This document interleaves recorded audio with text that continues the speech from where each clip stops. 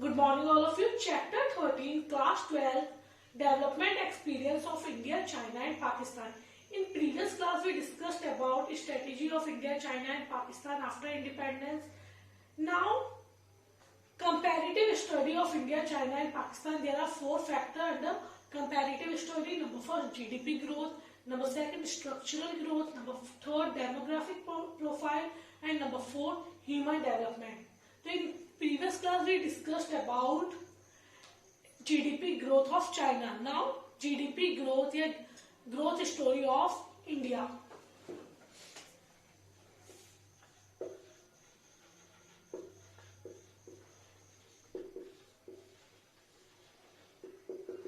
Growth story of India. Growth story of India. In 2019 GDP of India was estimated to be 2.972 trillion. 2019 में अगर हम देखें GDP कितना था 2.972 ट्रिलियन और वही चाइना का कितना था 14.2. In the years between the years 1951 to 2019, Indian economy achieved an average annual growth rate of about 6%. और 1951 से 2000 तक अगर हम बोले एनुअल ग्रोथ रेट या एक एवरेज ग्रोथ रेट की बात करें वो कितना था 6%.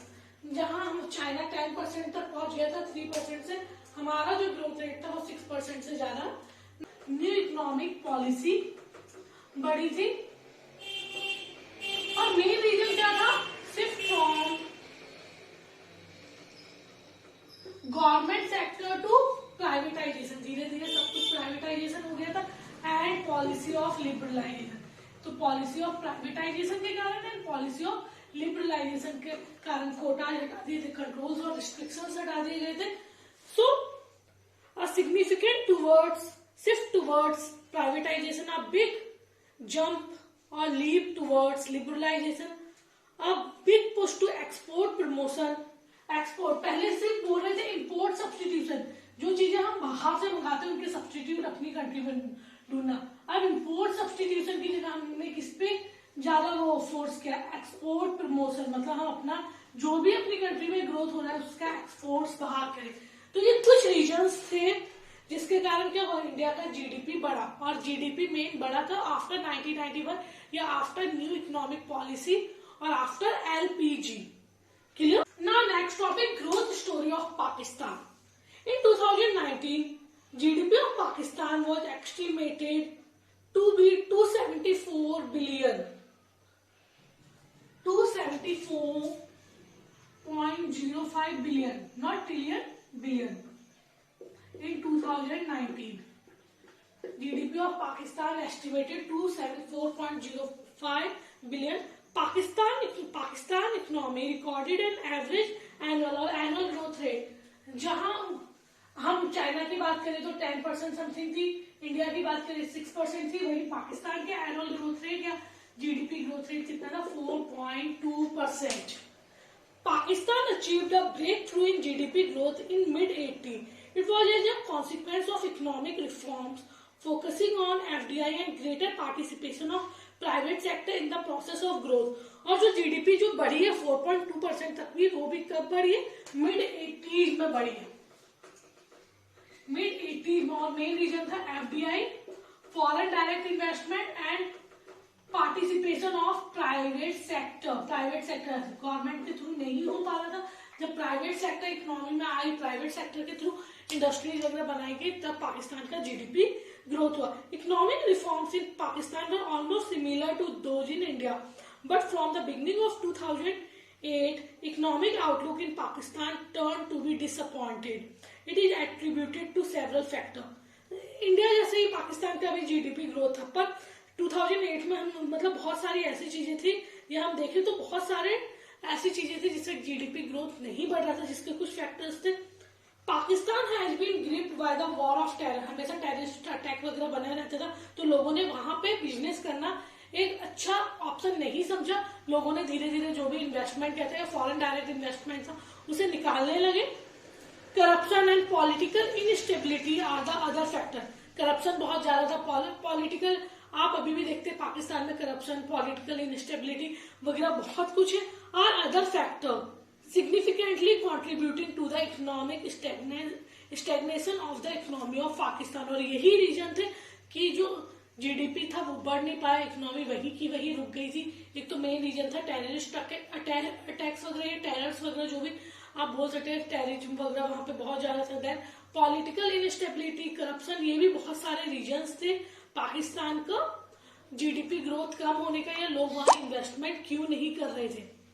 The average annual growth rate of GDP has slumped to 3.5%, जहां 4.2 थी वो अब क्या है जी 3.75%। 2008 से 16 के बीच में जीडीपी और कम हो गया, जो सिर्फ 3.75% रह गया। आप लोग खुद जानते हैं अपनी कंट्री के रिलेशन भी पाकिस्तान से बिल्कुल अच्छे नहीं है, ना चाइना से अच्छे।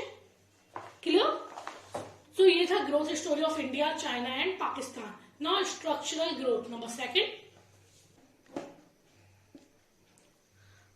Now structure of growth of India, China and Pakistan. Look at the table. Percentage share in GDP of India, Pakistan and China in primary sector, secondary sector and tertiary sector, and percentage share in employment of India, Pakistan and China in primary, secondary and tertiary sector. In primary sector, total percentage share in GDP is 15.4. In secondary sector, total share of GDP is 23.1, and in tertiary sector 61.5. As compared to India, Pakistan, primary sector of Pakistan is 24.4%, secondary sector 19.1, and tertiary sector 56.5. And China, primary sector 7.9%, secondary sector 40.5, and tertiary sector 51.6. So this is a percentage share in GDP. Now percentage share in employment of India, Pakistan and China. In primary sector, total employment and total person engaged in primary sector is 47%, then secondary 22% and tertiary 31%. On the other hand, in Pakistan, 42.3% in primary sector, 22.6% in secondary sector, and 35.1% in tertiary sector. And in China, 27.7% in primary, 28.8% in secondary, and 43.5% in tertiary sector. So all the three countries have experienced a noticeable structural transformation. No longer primary sector is the principal contribution to GDP. तीनों में बहुत सारे changes हुए after independence, और अभी ये नहीं कह सकते कि सारा का सारा जो जीडीपी में कंट्रीब्यूशन है वो किससे, प्राइमरी सेक्टर से। In terms of the sectoral contribution to GDP, economies of India and Pakistan are now relying more on tertiary sector, while the economy of China is relying more on secondary sector. अगर हम India और पाकिस्तान की बात करें, आप लोग देखिएगा तो वो लोग ज्यादातर किस पे डिपेंड है, टर्सरी सेक्टर पे ज्यादा डिपेंड है। 61.5 एंड 56.5। चाइना भी है, पर चाइना ज्यादातर सेकेंडरी सेक्टर अपने बिजनेस के लिए फेमस है, तो सेकेंडरी सेक्टर पे डिपेंड है। Experience of China in this respect is like the experience of most developed countries in the world. Historical experience of the developed countries shows that in terms of percentage share in GDP, it was first the secondary sector and later the tertiary sector which emerged as the leading sector of the economy. On the other hand, experience of India and Pakistan, however, indicates a major shift directly from primary to tertiary sector. और हम India और पाकिस्तान की बात करें तो हम primary से कहाँ है, टर्सरी पे। हमारा अभी भी सेकेंडरी सेक्टर का उतना ग्रोथ एंड डेवलपमेंट नहीं हुआ है, इतनी इंडस्ट्रीज नहीं है इतनी as compare to China. Expansion of services center in India and Pakistan is due to faster integration of these economy with the global economy. और सर्विसेज का भी ग्रोथ एंड डेवलपमेंट क्यों आफ्टर ग्लोबलाइजेशन, क्योंकि हम ग्लोबल इकोनॉमी से connect हुए हैं। Clear? तो हम बोल सकते हैं कि अगर हम प्राइमरी सेक्टर, अब हमारा प्राइमरी सेक्टर से ही जीडीपी नहीं आता है, हमारा जीडीपी टर्सरी सेक्टर के थ्रू भी आता है, वही पाकिस्तान का भी। और चाइना की बात करें तो अगर सेकेंडरी सेक्टर का कंपैरिजन करें तो इंडिया पाकिस्तान के कंपैरिजन में चाइना बहुत आगे है इन सेकेंडरी सेक्टर। तो हम ये कह सकते हैं कि प्राइमरी सेक्टर के थ्रू जीडीपी नहीं, सारा का सारा कंट्रीब्यूट किया जाता है टर्सरी सेक्टर और सेकेंडरी सेक्टर के थ्रू भी कंट्रीब्यूट किया जाता है। Now in terms of employment, the shift from primary to secondary and tertiary sector has not been as significant in India as in China and Pakistan. India में इतना shift नहीं हुआ है primary to secondary and tertiary. India में आज भी 47% लोग primary sector में एंगेज है और 22 एंड 31% सेकेंडरी एंड टर्सरी में। वही पाकिस्तान और चाइना में ये परसेंटेज ज्यादा है। People in India have stuck to primary activity despite a substantial reduction in percentage contribution of this sector to GDP. GDP कम होने के बाद इतना जीडीपी नहीं आ रहा है प्राइमरी से, तब भी ज्यादातर लोग किसमें एंगेज्ड है, प्राइमरी सेक्टर में ही एंगेज्ड है। Outside agriculture, increase in output to be explained more in terms of increase in productivity rather than increase in employment। और हम बोल सकते हैं कि प्रोडक्टिविटी बढ़ाने के लिए न्यू टेक्निक्स वगैरह मेन रीजन है, ना कि employment. This is like an economy slipping into a jobless growth process. और इसी को हम क्या कहते हैं, जॉबलेस ग्रोथ। हमने एम्प्लॉयमेंट एंड अनएम्प्लॉयमेंट में मतलब ग्रोथ तो हो रहा है कंट्री का, but through technology, not through employment. Clear? Now demographic profile. Now demographic profile of India, China and Pakistan. Demographic profile या demography means anything which is related to population is known as demography. So India and China together are a habitat for 38% of world's population. अगर हम world में 100% population है तो India and China first largest country है। आप बोल सकते हैं first populated country in the world and second largest populated country in the world. India and China दोनों मिलकर कितना कवर कर रही है वर्ल्ड का, 38%। मतलब 100% अगर इंडिया में पॉपुलेशन है उसका 38% इंडिया और चाइना में है। India with a little more than 1.3 billion people is a habitat for nearly 18% of world's population. On the other hand, China with nearly 1.38 billion is a habitat for a nearly 20% of world's population. In comparison, Pakistan is a small country. और अगर पाकिस्तान की बात करें तो 1/10 of India and 1/10 of India और China. जो पाकिस्तान की population है वो इंडिया और चाइना की 1/10 है। So in comparison, Pakistan is a small country. Its population is just 1/10 of China or India. Both for India and China, large size of population is hindrance in the process of growth. It requires a huge amount of maintenance investment. दोनों की India और China की इतनी population है कि दोनों, China में तो तब भी ग्रोथ है। हमारी कंट्री का main reason GDP growth slow होने का, ये पॉवर्टी का क्या है, हमें बहुत ज्यादा मेंटेनेंस पे, इंडिया की जो पॉपुलेशन है उसके मेंटेनेंस पे इन्वेस्ट करना पड़ता है।